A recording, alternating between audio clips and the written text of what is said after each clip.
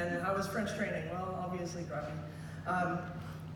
I had to learn about how to do self-care. I had to learn about things that people seem to know about now.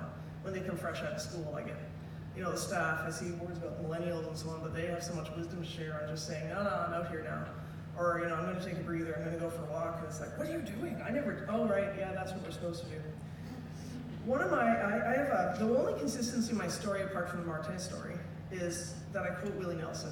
Only once today, though, you're in luck. And I'm looking at my notes. I can't read them. If you ever knew me, my handwriting is so bad. One time I gave a talk, and the DG gave me a lovely pen afterward, and it's somewhere. She said, maybe this will help. It won't. In grade 4, I was the first person to be able to use a pen, and in grade 6, they tried to make me use a pencil and write with my left hand, because it must be better.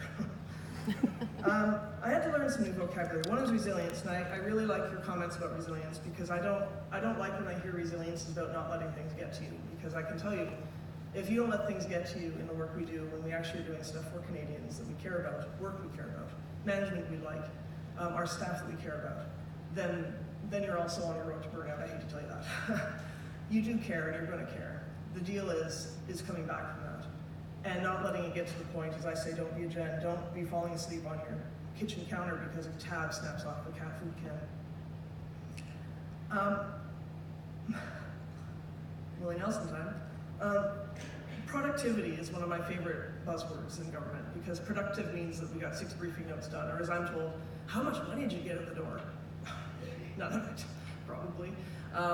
But we have 60% of the money we're supposed to get out right now. Perfect, you're very productive this week. Awesome, great. When I went off on leave, I sat at home staring. I couldn't read, I couldn't talk to people because I was always so awful and negative. I thought no one wants to hear from me. I cried a lot, and I'd sit and stare and sit and stare. And I said to the doctor that I found, this wonderful, wonderful doctor who I still see now, I don't know how, I'm not being productive, I feel so useless, it's stupid, I'm just lazy. And he challenged me to find a new way to think about productivity. And it's something that I translate into work now. And yes, I do quote Willie Nelson at work. I have a theory in life that country music, we have a song for every situation. That there's a country music song for everything we go through. I was kind of, I'll tell you that one later. But, if you want to have a cheeseburger tonight, there's a country song for that. There's a country song for literally everything that you want to do. So this is mine for productivity, and I'll read it to you instead of sing it. Because I'll sing later, and you'll already hate me then, but it'll be at the end, so it's okay. Productivity, according to the song called Still Moving, and some of you might know it. If you don't, well, you might want to listen to it. It's by Willie Nelson. It's an old song, and he was banned from the radio for being too depressing, but in reality he was just writing about life. And his words are very poetic, and this one in particular, these are the lyrics. I can swim like a fish in the sea all the time, and if that's what it takes to be free, I don't mind. Still moving. It's hard to explain how I feel. I can't put it in words, but I know that it's real. I can be moving, or I can be still and still moving. And what that means to me is that I can be sitting on my couch staring, or I can go and sit in the collaboration area at work and, as an introvert, put in my headphones and take out a book and stare at it without even reading it if I wish. I can lie on my couch at home and stare in the darkness, which I do often. Although I have 2 preteens in there now, so that doesn't last long, but I try. And I actually am more productive than tomorrow in the traditional sense of public service. If I need a day, I'll tell my boss. That poor man, I'll get into that in a second. He's a saint. He knows that if I write in and I say I can't come in today, I don't apologize, I don't explain it, I don't say I'm having a bad day, I can't get out of bed, I can't put my bra on, and that's not something I'm going to do today. He knows that what that means is I'm okay and I'm at home, I just need to rest, and tomorrow I'm going to come in like gangbusters and be awesome, and I can talk about G's and C's until everybody gets sick. It also means that sometimes I need to ask for help, and I can sit back and let someone else help.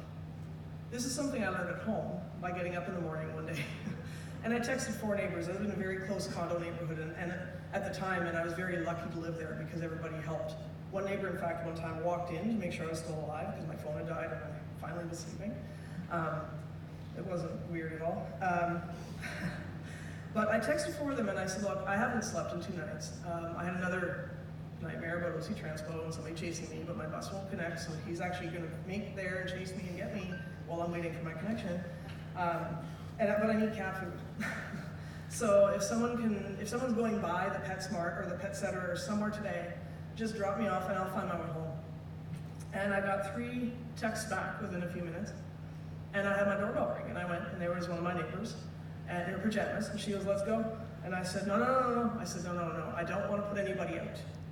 I will wait until somebody's going. And she said, "Jen," she goes, I tear up a bit this time. I tear up a lot, but have a nervous breakdown in the office. You don't really care anymore. And she said, "We all want to help, we just don't know how." And it's something that resonates with me now. And it's something I've taught other people now, including my staff, but also friends and family, how to say, I need the help. Because while I grew up in a small town and we help everybody, and I love helping people, but we forget that other people want to help us too. And in the workplace, that translates into this. You know what, guys? I can't make it to 2 meetings at once. I'm going to be here at the manager's thing today. I need someone else to take the budget stuff. And someone else always steps up because, you know what? Your staff want to help and they want to be recognized and they want to try on new stuff. And it's kind of nice to sit back and watch them go. I was never, I parented cats, so they don't leave home ever. Ever.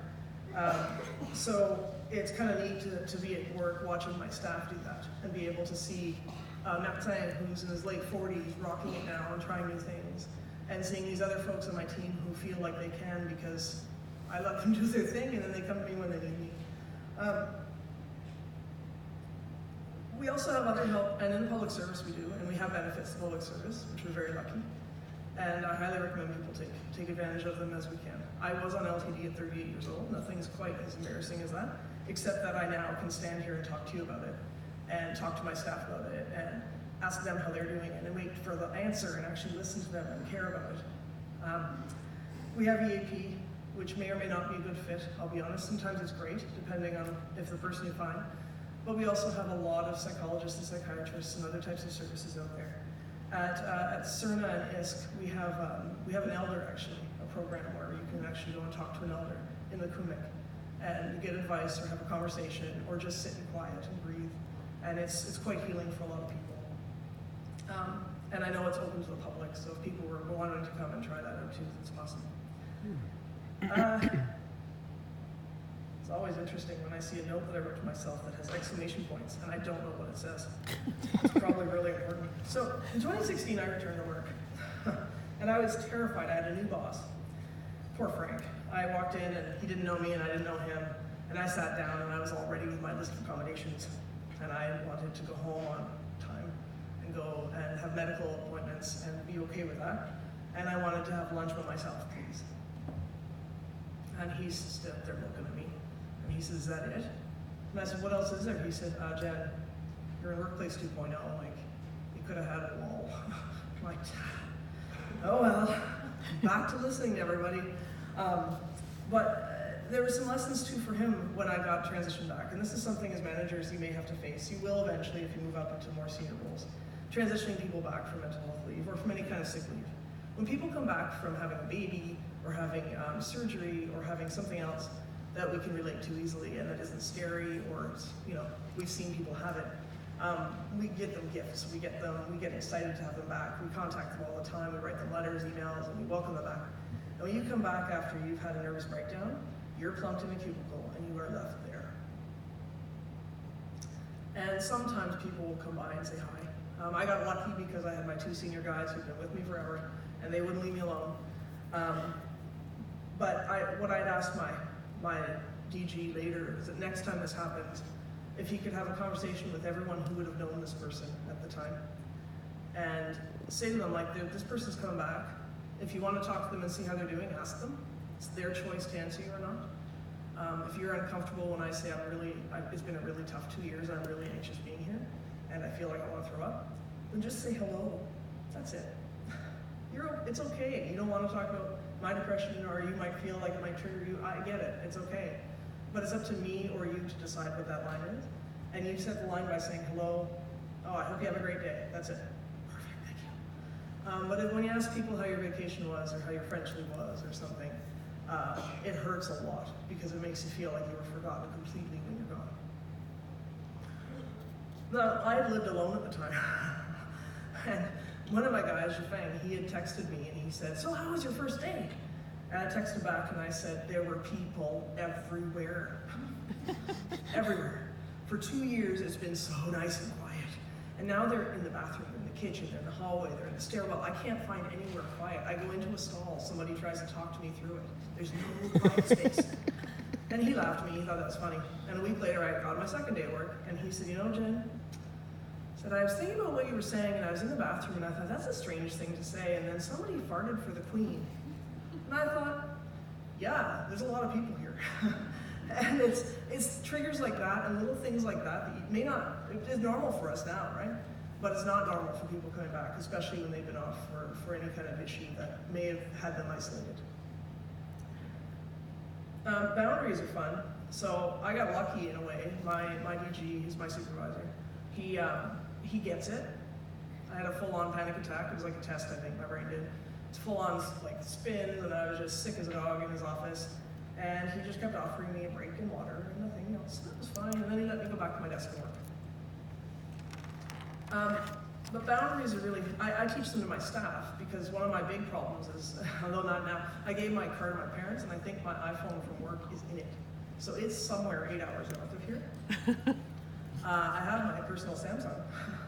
But, so boundaries are tough because we have those phones on us all the time and they're supposed to make it easier to work, but in fact often it makes it way more stressful and harder to say, "I didn't get your email, sorry." But I ensure that my staff know if I do email them on a weekend or in the evening, that it is something for tomorrow or next week or something else. My boss does that, and I'm lucky I can use him as an example. When they're sick, my staff, I'm sick, and then they're emailing from home account about some contribution agreement with somebody. I email them and I say, "Then you're not sick, you're either sick or you're not sick." They're like, get off the line. And they do, and they're actually quite happy with that. They laugh at me because I always make a deal about it the next day, like, "Come on, like, were you really sick?" And they were sick. But it's a matter of them also understanding when I'm sick, the boundary is there too. I'm your manager, but I'm also human. I do a bunch of random things now that scares people, but again, I was in a glass building, glass office, literally glass boardroom, having a nervous breakdown in front of 100 people for a month and a half. Nothing really embarrasses me now. So I do these weird things in the office that my staff sometimes get shocked by, but they realize it actually works.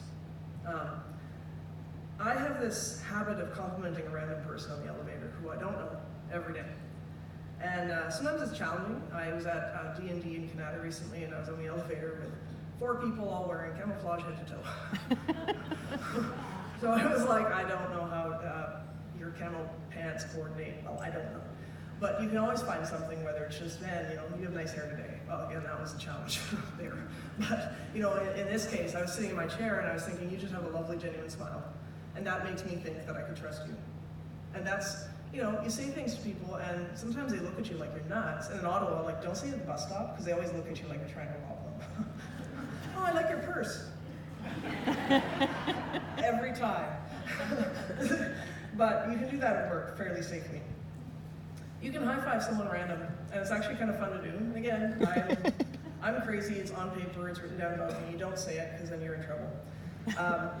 But you can walk up to somebody in your floor that you kind of know and say, "Hey, hey, it's been a good day, eh?" And they always go, "Okay." But I guarantee you're going to see a little tweak in their brain chemistry. One of my favorite things to do, and this is where you all get to talk to each other for 35 seconds. I will sometimes stand up in my office and I'll say things like, "Hey, what did you do with your kids this weekend?" Or, "Show me the most recent picture of your dog."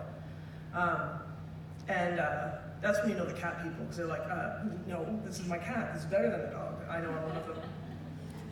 But I want you to kind of look at somebody at your table, and if you don't want to, that's fine. I'm an introvert, I get it. And just say whatever song's in your head at this very moment. Just take a second.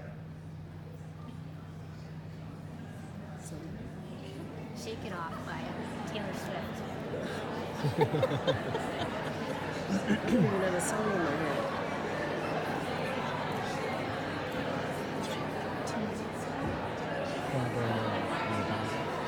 I don't know. Okay, so who wants to volunteer? You don't have to. Nobody can volunteer. Either way, you're going to get to hear me sing. So, anybody have one they want to mention? Sinking. Yes. Good one. I like that one. Yes, you may stay. What's in my head is because I recently told my husband I'd heard this joke as a child, and it's still in my head, and he actually laughed, thankfully, because when I was 9, it was really funny. It was a comedian on CBC talking about how a lot of Canadian artists from the 70s, kind of all their songs sound the same. And he said, like, I know when my mother's been listening to Gordon Lightfoot when I get home from school, because it would be like this. How was your day, honey? Did you lose your lunch money? I hope you don't have any homework. Oh my God. So that is in my head, and now it's in yours. And just a couple extra little things before I let you not listen to me anymore. As managers, our role is to have that trust. And as you probably know, having been managed and being managed now, if you mess that up because you just don't pay attention to the signs, or you don't take time to learn or ask for help on how to communicate with someone, you might have mental health first aid. It does not mean you're the right person to walk into that room. Had my manager walked in that room that day, I would have said, I'm fine, get out of here, I'll be okay. Not saying I walked in and I said, okay, I'm gonna go to the doctor right now. And it's okay. You don't build trust and loyalty by having somebody work for you, you make them employed.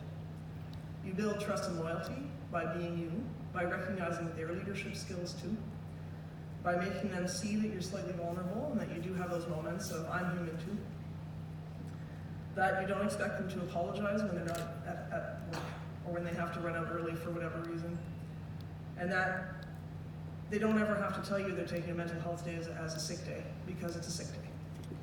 That's how you build loyalty and trust, and that's how you get better at being a leader, and that's how you get to be a really good manager that people like. I never end well, I just kind of end. So